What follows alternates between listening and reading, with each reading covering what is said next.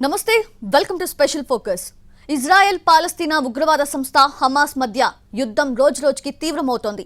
Hamas ఉగ్రవాదుల ఏరివేతకు కదం తొక్కుతోంది Israel. అయితే Hamas కి మద్దతుగా సిరియా కూడా యుద్ధంలోకి ప్రవేశించింది. ఇప్పటికే హమాస్ కి అండగా లెబనాన్ ఉగ్రవాద సంస్థ హిజ్బొల్లా నిలవడమే కాకుండా ఇజ్రాయెల్ పై దాడులు కూడా చేస్తోంది.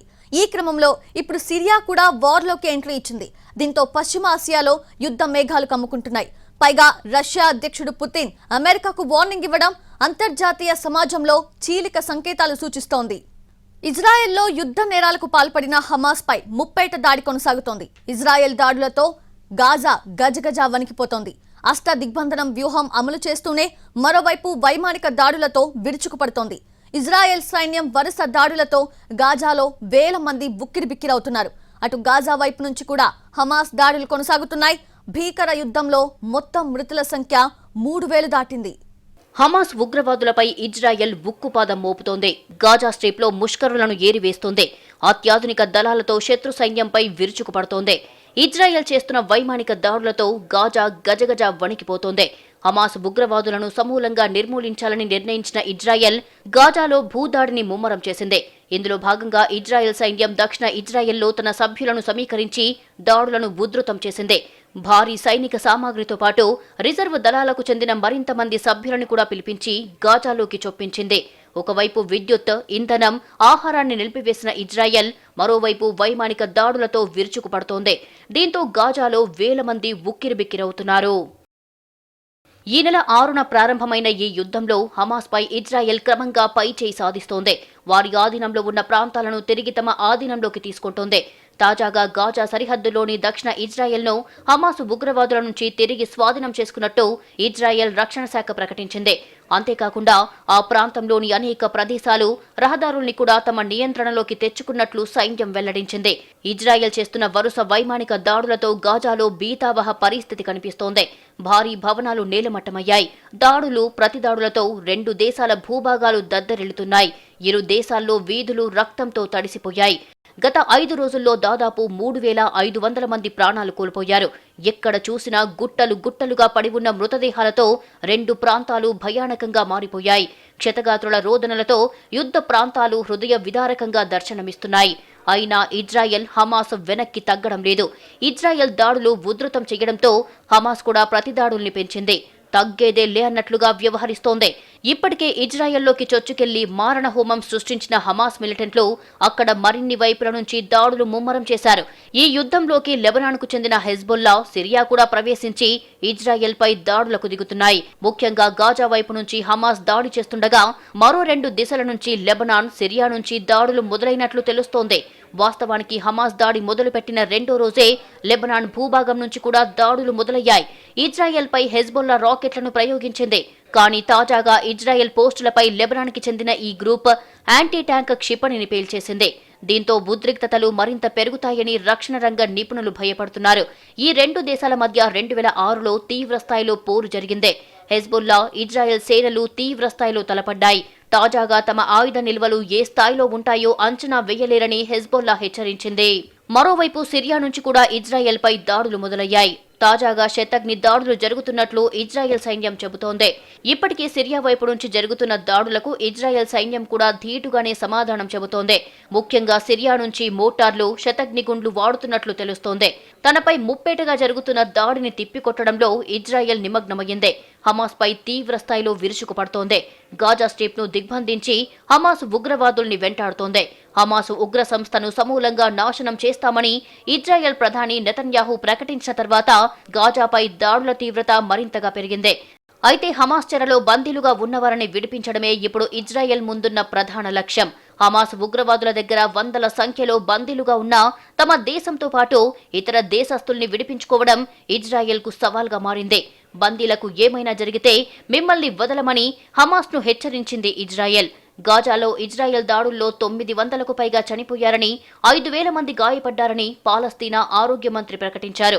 మరోవైపు 14 మంది అమెరికన్లు చనిపోయారని, 20 మంది బందీలుగా ఉన్నారని అమెరికా ప్రెసిడెంట్ జో బైడెన్ ప్రకటించారు. పాశ్చాత్య దేశాలు ఇజ్రాయెల్కి మద్దతు ఇస్తుంటే ముస్లిం దేశాలన్నీ పాలస్తీనాకు బాసటగా నిలుస్తున్నాయి. హమాస్ తరఫున ఇప్పటికే లెబనాన్లోని మిలిటెంట్ సంస్థ హెజ్బొల్లా కూడా యుద్ధంలోకి దిగింది. పాలస్తీనాకు అండగా ఉంటామని ఇరాన్ ప్రకటించింది. మరోవైపు ఇజ్రాయెల్ దాడిని అమెరికా, యూకే, భారత్ ఖండించాయి. క్లిష్ట పరిస్థితుల్లో ఇజ్రాయెల్కి బాసటగా ఉంటామని హామీ ఇచ్చాయి. సరిగ్గా 5 దశాబ్దాల క్రితం 1973 అక్టోబర్ 6న ఇజ్రాయెల్పై ముప్పేట దాడి జరిగింది. ఒకవైపు నుంచి ఈజిప్ట్, మరోవైపు నుంచి సిరియా విరుచుకుపడ్డాయి. ఈ యుద్ధానికి ఎవరికిష్టమొచ్చినట్టు వారు పేరు పెట్టుకున్నారు. కొంతమంది దీన్ని అక్టోబర్ యుద్ధమని, మరికొందరు యామ్ కిపూర్ యుద్ధమని, ఇంకొందరు రామ్దాన్ యుద్ధమని, ఇతరులు 4వ అరబ్ ఇజ్రాయెల్ యుద్ధమని పిలుచుకున్నారు. పేరు ఏదైనా ఈ యుద్ధంతో మధ్య ఆసియానే కాదు, యావత్ ప్రపంచ రాజకీయాలపై ప్రభావం చూపించింది. బిల్ క్లింటన్ అమెరికా అధ్యక్షుడిగా ఉన్న సమయంలో 2 దేశాల మధ్య సయోధ్యకు ప్రయత్నాలు జోరుగానే సాగాయి. కానీ అవి ఫలించలేదు. ఇరు దేశాల మధ్య చిచ్చు ఆరడం లేదు. పెద్దగాను చిన్నగాను ఘర్షణలు తరచూ సాగుతూనే ఉన్నాయి. 50 ఏళ్ల తర్వాత సరిగ్గా ఇదే సమయానికి మళ్లీ ఇజ్రాయెల్పై పాలస్తీనా సాయుధ సంస్థ హమాస్ అమానవీయ దాడులకు పాల్పడింది. నివురుగప్పిన నిప్పులా ఉన్న ఇజ్రాయెల్ పాలస్తీనా వివాదాన్ని హమాస్ మిలిటెంట్లు అగ్ని జ్వాలగా మార్చేశారు. దీంతో హమాస్ ఉగ్రవాదులపై ఉక్కుపాదం మోపుతోంది ఇజ్రాయెల్. గాజాలోని హమాస్ మిలిటెంట్ల స్థావరాలపై వరుస వైమానిక దాడులతో విరుచుకుపడుతోంది.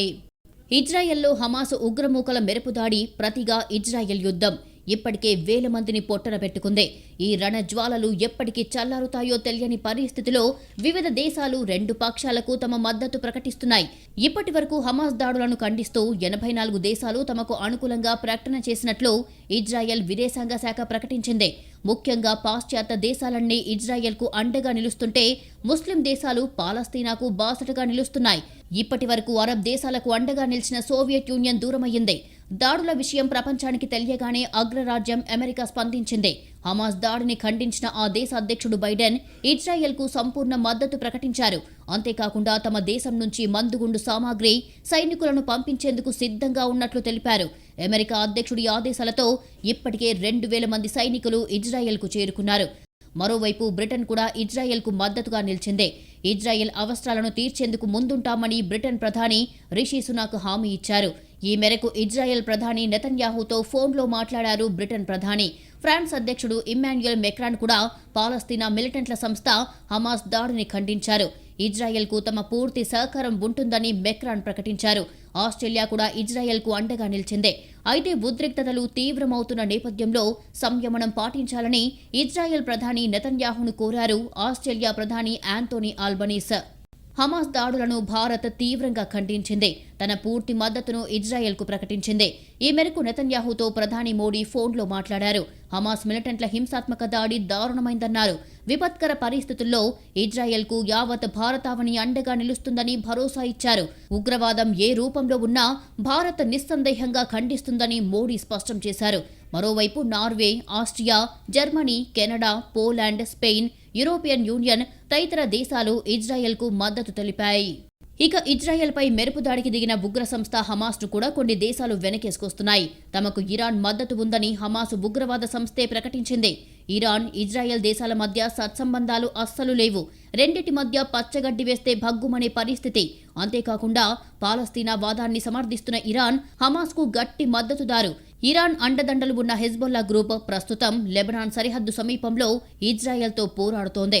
తాజా పరిస్థితుల నేపథ్యంలో ఇరాన్ అధ్యక్షుడు ఇబ్రహీం రైజీ పాలస్తీనా మిలిటెంట్ గ్రూప్ హమాస్, ఇస్లామిక్ జిహాద్ నేతలతో మాట్లాడారు. మెరుపు దాడి చేసినందుకు చాలా గర్వంగా ఉందని అన్నారు. దీన్నో గొప్ప విజయంగా ఆయన అభివర్ణించారు. అయితే తాజాగా తాము హమాస్కు మద్దతివ్వడం లేదని ఆయన ప్రకటించడం గమనార్హం. దక్షిణాఫ్రికా కూడా ఇజ్రాయెల్కు వ్యతిరేకంగా స్పందించింది. పాలస్తీనా సరిహద్దుల్లో భద్రత ఇజ్రాయెల్ ఆక్రమణలతో ముడిపడి ఉందని తాజా ఘటనతో స్పష్టమైనట్లు దక్షిణాఫ్రికా పేర్కొంది. అక్కడ అధికారంలో ఉన్న ఆఫ్రికన్ నేషనల్ కాంగ్రెస్ హమాస్కు అనుకూలంగా ప్రకటన చేసింది. హమాస్ మిలిటెంట్ సంస్థకు యెమెన్ మద్దతు తెలిపింది. ఇక సౌదీ అరేబియా ఆచితూచి అడుగులు వేస్తోంది. ఓవైపు పాలస్తీనా పోరాటానికి మద్దతు పలుకుతూనే ఇంకోవైపు ఇజ్రాయెల్కు వ్యతిరేకం కాదని చెబుతోంది. దీనికి ఆ 2 దేశాల మధ్య పట్టాలెక్కేందుకు సిద్ధంగా ఉన్న ఒప్పందమే కారణం. అయితే హమాస్ దాడి నేపథ్యంలో ఇజ్రాయెల్ ఈ ఒప్పందాన్ని తాత్కాలికంగా పక్కన పెట్టింది. ఇక హమాస్ రాజకీయాలకు వేదికగా నిలుస్తున్న ఖతార్ ఇజ్రాయెల్పై దాడిని సమర్థించింది. పాలస్తీనియన్లపై ఇజ్రాయెల్ అనుచిత ప్రవర్తనే దీనికి కారణమని వ్యాఖ్యానించింది. పాకిస్తాన్, ఆఫ్ఘనిస్తాన్, లెబనాన్ దేశాలు కూడా హమాస్కు మద్దతు పలుకుతున్నాయి. ఇజ్రాయెల్, పాలస్తీనా ఉగ్రవాద సంస్థ హమాస్ మధ్య కొనసాగుతున్న యుద్ధం అంతర్జాతీయ సమాజంలో చీలిక తెస్తుందా? తాజాగా రష్యా అధ్యక్షుడు పుతిన్ అమెరికాకు వార్నింగ్ ఇచ్చేలా చేసిన వ్యాఖ్యలు దేనికి సంకేతం? పశ్చిమాసియాలో కమ్ముకుంటున్న యుద్ధ మేఘాలు తీవ్ర రూపం దాల్చితే పరిస్థితి ఏంటి? ఇప్పుడు అక్కడ జరుగుతున్న పోరు భారత్పై ఎలాంటి ప్రభావం చూపిస్తుంది? ఇంతకీ ఇజ్రాయెల్, పాలస్తీనా దేశాల్లో ఉంటున్న భారత్ సహా విదేశాలకు చెందిన వారి పరిస్థితి ఎలా ఉంది? ఇజ్రాయెల్, పాలస్తీనా మధ్య కొనసాగుతున్న భీకర పోరుతో పశ్చిమాసియాలో యుద్ధ మేఘాలు అలుముకుంటున్న సూచనలైతే స్పష్టంగా కనిపిస్తున్నాయి. అదే కనుక జరిగితే ఆ ప్రభావం భారత్పై గణనీయ స్థాయిలో ఉంటుందని ఆర్థికవేత్తలు అభిప్రాయపడుతున్నారు. పాలస్తీనా మిలిటెంట్ సంస్థ హమాస్తో ఇజ్రాయెల్ పోరు అంతర్జాతీయ సమాజాన్ని క్రమంగా రెండుగా విడదీస్తోంది. అమెరికా, యూరోపియన్ యూనియన్ వంటివి ఇజ్రాయెల్కు, అరబ్ దేశాలు పాలస్తీనాకు పూర్తిగా మద్దతుగా నిలుస్తున్నాయి. చైనా కాస్త ఇజ్రాయెల్ వైపు, ఇస్లామిక్ దేశాలు పాలస్తీనాకేసి మొగ్గుతున్నాయి. ఈ నేపథ్యంలో ఈ కల్లోలం భారత్కు దౌత్యపరంగా అగ్ని పరీక్షే కానుంది. పశ్చిమాసియాతో మనకున్న సంక్లిష్ట రాజకీయ, ఆర్థిక సంబంధాలే ఇందుకు ప్రధాన కారణం. మధ్యప్రాచ్యంలో మరింత క్రియాశీల పాత్ర పోషించే దిశగా రంగం సిద్ధం చేసుకుంటున్న పరిస్థితుల్లో వచ్చిపడ్డ ఈ పోరు మన దౌత్య చాణక్యానికి విష పరీక్షే కానుంది. దీనికి తోడు ఇజ్రాయెల్, పాలస్తీనా అంశంపై రష్యా అధ్యక్షుడు వ్లాదిమిర్ పుతిన్ సంచలన ఆరోపణలు చేశారు. తాజా పరిస్థితులకు అగ్రరాజ్యం అమెరికా పాలసీ వైఫల్యమే కారణమని చెప్పుకొచ్చారు. స్వతంత్ర, సార్వభౌమ పాలస్తీనా రాజ్యాన్ని ఏర్పాటు చేయాల్సిన అవసరం ఉందని పుతిన్ అన్నారు. ఇజ్రాయెల్, పాలస్తీనాల మధ్య హింస చెలరేగడానికి అమెరికా పాలసీ వైఫల్యం స్పష్టంగా కనిపిస్తోందని, స్వతంత్ర పాలస్తీనా దేశ ఆవశ్యకతను అమెరికా విస్మరించిందని పుతిన్ తప్పుబట్టారు. ఇలా పుతిన్ వ్యాఖ్యానించడంతో అంతర్జాతీయ సమాజంలో చీలిక ఏర్పడుతుందన్న వాదనలు వినిపిస్తున్నాయి. ఇక ఇజ్రాయెల్, పాలస్తీనా మధ్య కొనసాగుతున్న యుద్ధంతో భారత్కు ముడి చమురు సరఫరా ఇబ్బందుల్లో పడుతుందని, ద్రవ్యోల్బణం పెరిగే అవకాశం కూడా ఉందని విశ్లేషిస్తున్నారు. పశ్చిమాసియాలో సంక్షోభం ముదిరితే అది ఇతర దేశాలకు కూడా విస్తరిస్తుందని, ఈ వివాదంలో కొన్ని దేశాలు తప్పనిసరిగా జోక్యం చేసుకోవాల్సిన పరిస్థితి ఉత్పన్నమవుతుందని స్పష్టం చేస్తున్నారు ఆర్థిక నిపుణులు. నిజానికి ఇజ్రాయెల్తో భారత వాణిజ్యం $10 బిలియన్ కాస్త ఎక్కువగానే ఉంటుంది. దీన్ని బట్టి చూస్తే ఆ రెండు దేశాల మధ్య యుద్ధం కారణంగా భారత్పై నేరుగా పడే ప్రభావం పరిమితంగానే ఉంటుందని ఆర్థిక నిపుణులు చెబుతున్నారు. భౌగోళిక, రాజకీయ వైరుధ్యాల పెరుగుదలతో ప్రపంచ ఆర్థిక వ్యవస్థ, అంతర్జాతీయ వాణిజ్యం మరింత మందగమనంలో సాగుతాయని, దాని వెంటే ద్రవ్యోల్బణం ముప్పు పొంచి ఉంటుందని విశ్లేషిస్తున్నారు.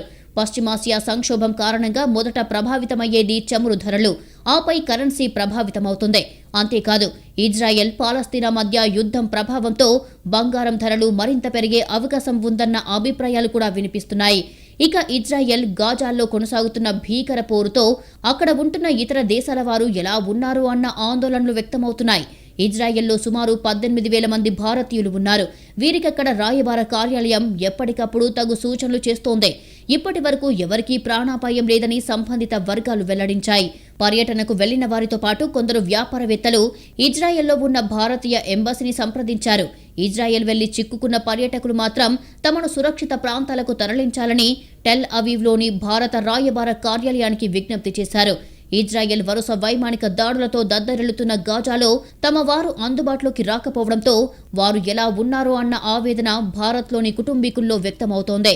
ఇజ్రాయెల్లో నిర్మల్ జిల్లా ఖానాపూర్, నిర్మల్, భైన్సా తదితర ప్రాంతాల నుంచి వెళ్లిన దాదాపు 150 మంది యువకులు ఉన్నట్లు సమాచారం. దాడులు జరుగుతున్న ప్రాంతంలో వారు పనులు నిర్వర్తిస్తున్నారు. నిర్మల్ జిల్లా నుంచి తమ 20 మంది సభ్యుల బృందం యుద్ధ సైరన్ మోగగానే బంకర్లోకి వెళ్లి తలదాచుకుంటున్న పరిస్థితి. ఇజ్రాయెల్పై పాలస్తీనాలోని హమాస్ సంస్థ భీకర దాడులు చేయటం, అందుకు ప్రతీకారంగా ఇజ్రాయెల్ యుద్ధం ప్రకటించి ప్రతిదాడులకు దిగడం భారత స్టాక్ మార్కెట్లపైన తీవ్ర ప్రభావం చూపించింది. దాంతో ఇన్వెస్టర్లు భారీగా నష్టపోయారు. దాదాపు 4 లక్షల కోట్లకు పైగా మదుపరులు తమ సంపదను కోల్పోవలసి వచ్చింది. అంతర్జాతీయ మార్కెట్లో చమురు ధరలు పెరగడం కూడా మార్కెట్లపై ప్రతికూల ప్రభావం చూపింది.